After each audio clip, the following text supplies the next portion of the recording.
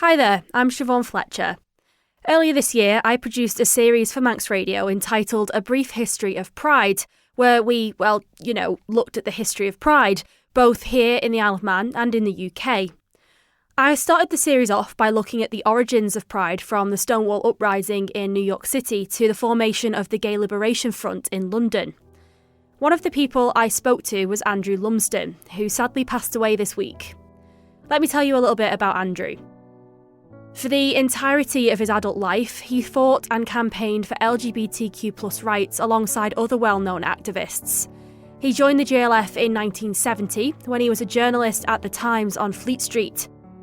He later went on to found Gay News, the first legal LGBTQ+ paper since the partial decriminalisation of homosexuality in 1967, and he attended the very first Pride in London march in 1972. He was a true trailblazer, one of those few people who stood up and made their voices heard and paved the way for the freedoms that gay people have in the modern world. Now, way before I worked at Manx Radio or pitched this series, back when I was doing my master's degree in broadcast journalism, I had to put together a final major project, kind of like a dissertation. We had to produce a series of radio reports on a topic of our choice. And given that it was 2020 and we were in the middle of a pandemic-induced lockdown, I chose to look at how Pride was being marked in those most extraordinary of circumstances. I reached out to members of the GLF, amongst others, and Andrew was one of the first people to quite quickly respond, saying he was happy to chat. He was generous with his time and so very supportive of a young journalist looking to just hear his experiences. I'll be forever grateful that he took the time out of his day to speak to me. So, the following audio is the full interview for that day, as recorded over Zoom at the time. I hope you enjoy hearing his take on modern Pride and hearing his memories from the very beginning, as much as I did back in 2020.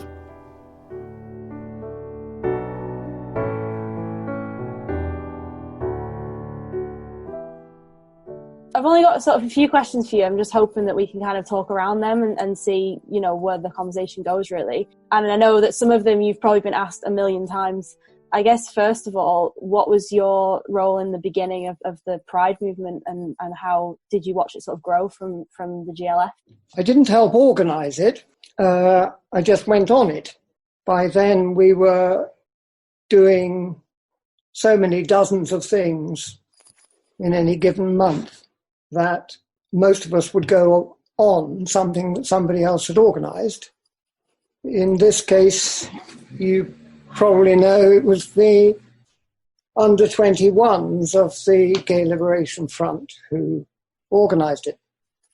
So part of its purpose, they declared, was to be a carnival, to be out there looking happy and encouraged and encouraging. But part of it also was a deliberate political programme of scrap the law that says men can have no sexual relations of the slightest sort below the age of 21, and even then only in special circumstances. So it was a mixture of a party and politics. I've been with Gay Liberation Front since early December 1970, so that I've been with that movement for about 18 months. And we'd done lots of demonstrations in the intervening period. And the year before, there had been what would have been called two Pride walks, if the name had yet been given to it. So we'd had trial runs already, walking to or from Trafalgar Square. And do you feel that the Pride parades that are held now have drifted far away from that initial idea then? Or do you think that there's still that core value of it being like carnivalesque and, it being political as well as just a celebration? Well, despite what some of the organisers who hold the contract for the London one say, and they have protested loudly, it is a protest, it is not a party. The organisers of the present London one, they've said that. But they don't follow through as many of us would wish, what that means. So they declare an annual slogan, which is usually anemic, anodyne, pointless. At moments when we have what has gone on in Chechnya, we have what is going on now in Poland, in Hungary, in obviously lots of other parts of the world. And the slogan every year should be a political slogan because it was in 1972.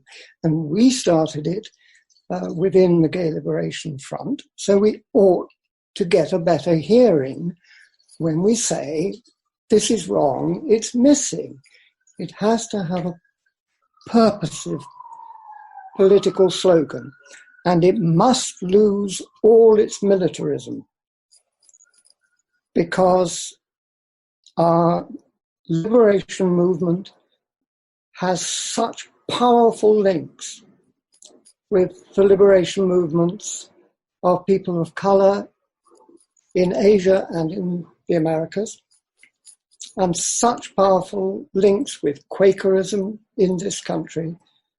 It is, and with Gandhi, of course, it is intolerable to those of us who were there in 1972 that anything resembling a military outfit, whether it's clothing or a float, appears in the London Pride. It is insufferable. And that is so easily remedied. You just stop it. Did it for a while, it was a mistake. Don't do it again. Do you feel that you're not, sort of GLF members aren't being heard then? Do you think that, you're having to have this rehash the same arguments every year, year on year, especially with Pride in London? We try to have friendly talks, and the organisers try to have friendly talks with us. And the 1,000 or so unpaid volunteers, obviously we get on famously with whenever we encounter them. With extremely rare exceptions when somebody does something odd with stewarding. But otherwise, the good intentions are there on our side because we value what the annual Pride in London, we're only speaking of the London one at this moment, we value what that is for the people who come to take part by watching. There's the 30,000 maximum in the absence of coronavirus who can be within the barricades walking along. And there's the immense numbers of mainly young people who are standing watching everybody go by. And they are wonderful. I talk to them every year. They are wonderful with their enthusiasm. They will call out, thank you, to people who are walking along. And particularly, bless them, they do it to the decrepitly silver-haired ones who go by. And so, of course, we will go and talk to them at the barricades. And it's a day out. People have come from Brazil or they've come from Basildon, and they are making themselves a program for what else they'll do during the day. It's a great gathering. I don't want to see it vanish. Mm-hmm. I want to see the carnival go on and the politics to be readjusted for those who organise, either to persuade the Mayor of London and the organising bodies behind the Mayor of London, either to persuade them that it is intolerable to remove the politics to the degree that they have been, or to persuade themselves. And we can't in our conversations judge how far the organisers are being forced into their positions and how far they choose their positions. So it's interesting that, to me, that it's just a readjustment of the, I guess, conversations around it, and that the politics needs to be more prevalent in that way, the fact that you don't want a decrease in that sort of carnival atmosphere and things like that. I've seen mixed conversations around that. Is there I'm wondering what your opinion is on a big conversation that has come up a lot with people I've been speaking to, is the presence of police in Pride. So the fact that they oftentimes, I know up here in Manchester, they like walk in the parade, and what your opinion is on that, because I think that could go either way really. Is it like that's very inclusive and that's great, or is it that they don't have a place to be walking in a Pride parade, considering, you know, the history there? So I'm just interested what your take is on that as well. Well, it seems to me that each year, if we're going to do these Pride events well in Manchester, in London, in Norwich, where I go, in Colchester, where I went last year, if we're going to do these events well, each year is a new political discussion. So if we were to agree that a carnival is a very good thing, or whatever word you use, party, carnival, celebration, that is a wonderful thing, then each year there will have to be a discussion about where the politics are. And the police, well, there was the first year, I've now slightly forgotten which year it was, maybe it was 2003, the first time the Metropolitan Police came on the London Parade in uniform by consent of the Met, was, I thought, a wonderful development. And I would have welcomed that if I'd been part of a group discussing what to do in 2003. If it were, well, forget about this year, if it's 2021, I would think that the presence of the police should be decided on according to the continuing conduct of the police towards people of colour. So it's not the same each year. What I would claim to be the same each year is the military out. Okay. Ever, because it's not part of our history.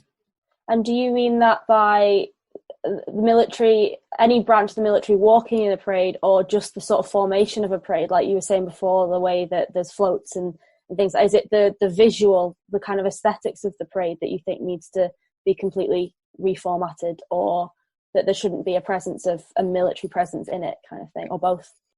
I wouldn't like to use the word aesthetics because I feel it's more powerful than the look. The key example I've been using is that last year, 2019, in the London Parade was a mobile cinema the size of one of those really big screens you find at sporting events in pubs, you know, the really big one. Yeah. And that showed a continuous loop of warplanes. Right. And those warplanes were being sold by BAE Systems, leading British armaments company, to the Saudis, and were being used in the Yemen, where every newspaper, even right-wing as well as left-wing, had been saying for years, women and children, let alone fighting men, are being killed or starved or rendered homeless in the Yemen by British-built warplanes. Now, that was on our carnival celebration in 2019, rolling along the street. I was going ahead of it once I found it, saying to people at the barricades what it was, and please boo this thing as it goes by. So that's an extreme example. For me, a worker for BAE is, I wouldn't try to take any policing style steps to try to say you can't be there, but inevitably they tend to be on the other side of the barricades as long as barricades have to exist. That's really interesting. I didn't realise that was such a present thing in Pride. That's an aspect I didn't even realise through researching and things like that. So can I mention that at the same time as this was going on in 2019, one of the Gay Liberation Front people who was on the first Pride Parade in London, so that would be the first Pride Parade in Europe, Nettie Pollard. Last year, she was at the British Aerospace, the BAE Systems annual general meeting, challenging the chair about what they were doing. So a participant in 1972 was challenging outright the leader of the corporation, whose warplanes were being placed on our celebration by the organisers, by permission, the organisers. I read that the London Pride is very much, they've been given a contract to organise the Pride Parade for a certain amount of years. And like, as you were saying, you'll try and have conversations, but they'll tend to break down. I saw that this year, a lot of UGLF veterans did a march in London to mark the 50th anniversary of the Gay Liberation Front. And I've seen that it's a lot of it's been branded as Reclaim Pride. Do you think that those sorts of events need to take place because you're then directly in comparison against that sort of corporation that's allowing those sorts of floats to go down the route and things like that? That's important. Then you've got a separate pride almost going in opposition. There's a lot of my friends who, in or out of the original Gay Liberation Front, who won't go on London Pride at all. And if they lived in Manchester, very likely wouldn't go on Manchester Pride. They might well go on a Pride in Norwich until they find out that military recruiting is going on there, which it was last year. So many people I love and admire won't go to any of these, and therefore they choose a Black Pride event. Or they create an event in their own neighbourhood.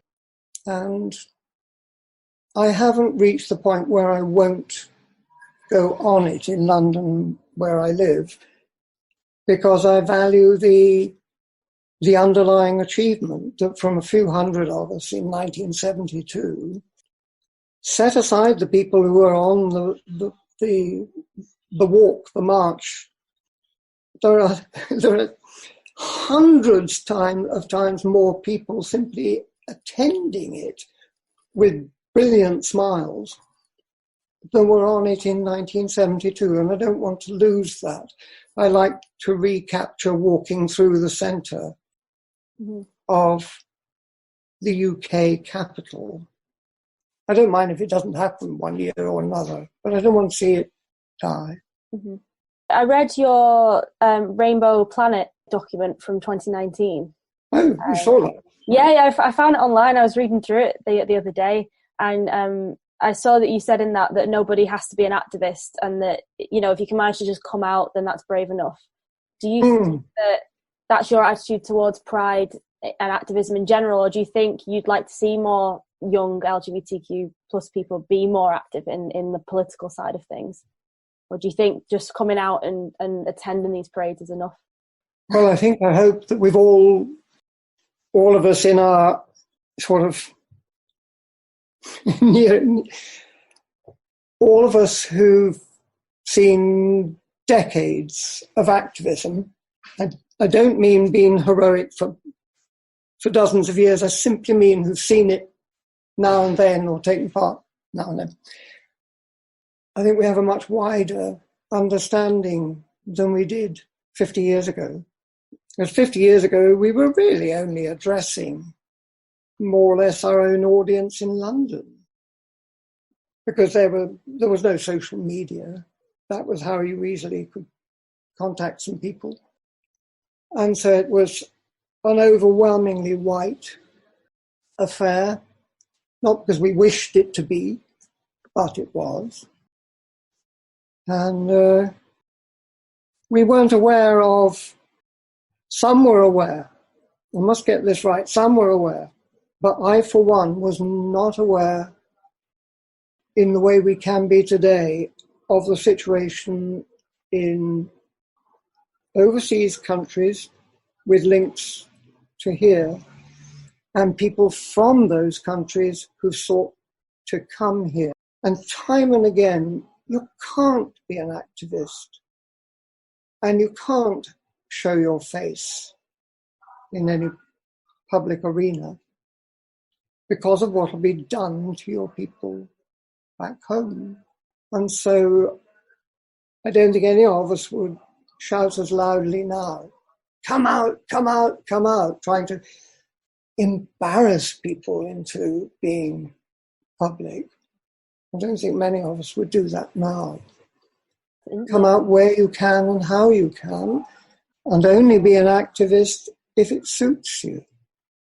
I do say always, my lovers have come to me through activism. Adored friends, lifelong friends have come to me through activism. I'm sure people can find them in other ways, by being a musician in orchestras, say. Yeah. But that's how I found a wonderful world. And so for those who can do it, activism is a wonderful world for oneself, and not only for what one might do. Rainbow Planet was a cooperation with the organisers of London Pride, in case you hadn't noticed that. Yeah, I did notice that, and I find that interesting. That did they like commission it, or did they? No, I suggested it to them. Oh, okay, yeah. And as when we were talking very early last year to them, we just said, young people went through the same story as before, what people are like who are watching, and how young they tend to be. And we were just saying, so many don't know what a term like gay liberation comes from, and they don't know what pride comes from as a word, and they don't know where the rainbow flag comes from as well. What about a pamphlet or something to distribute free? And so that was really good. The organisers went for it and paid a lot of money, and some very young designers who were volunteers without any payment designed it, and it was lovely. Yeah, I think it's very important to, know your history and know why we can have these and why there are these huge parades now. You need to know that history. So I think that's a brilliant idea to hand that out at Pride. I guess my final question for you would be, I don't want to keep you all day, so I'll give you one last question, would just be, looking into the future, should Pride look different in years to come? Like beyond, I know we've talked about the political side of things. Do you think there should be a major shift, or do you think it's just opening these conversations with people? It's opening conversations, yes. That's something, it reminds me what's been going on, reminds me so much of how things were for a little while in 1970, 1973, between an older organisation called Committee for Homosexual Equality and Gay Liberation Front. And I got to know quite a lot of people at Committee for Homosexual Equality, which changed its name to Campaign for Homosexual Equality. I got to know quite a lot of people there. And I became aware that many were terrified of Gay Liberation Front. I don't mean they expected to be attacked physically, but were terrified emotionally, mentally. And in a way, I think some who take part in planning London Pride have that long ago campaign for homosexual equality fear of the politicals of Gay Liberation Front. You're still scaring organisers.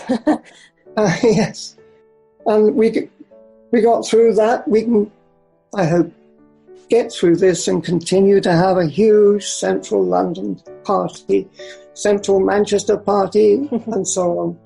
Yeah. For as long as people want it and want to come to it. I hope you enjoyed this conversation between Andrew Lumsden from the GLF and myself, Siobhán Fletcher. I'd like to say again, it was an honour to speak to him. And thank you for listening.